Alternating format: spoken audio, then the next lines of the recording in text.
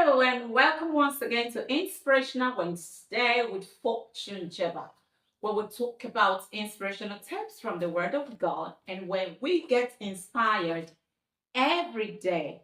And today I'd like to discuss the topic with you that says, you need to climb. You need to climb. And somebody's saying, Fortune, what are you talking about?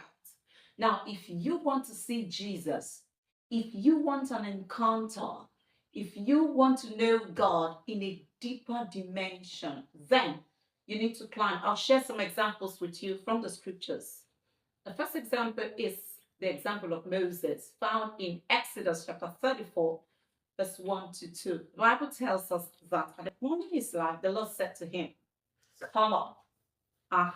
So he had to climb the mountain.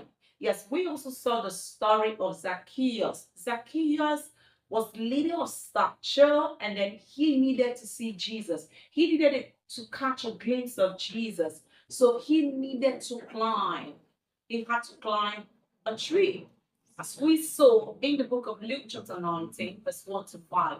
And last of all, I want to talk about today is the story of the three disciples of Jesus. The act of climbing is so important, and because when Jesus needed to transfigure himself before them, he had to take them to the mountain. And so the Bible tells us in the book of Matthew, chapter 18, verse 1 to 8. Now, people of God, most times, children of God, we desire to see God, we desire to have a deep relationship with Him. I'd like you to know that you will never find God on the surface. You need to climb. And what are you talking about? Must it be a physical mountain? Well, it is not necessarily a physical mountain. Sometimes we could climb physical mountains, because those particular spots have become like an altar. But more than that, what is important is your heart. And there are various ways you can climb. I'll share that with you next week. I hope you've learned something today. If you need to see Jesus, then you need to climb. I'll see you next week. God bless you.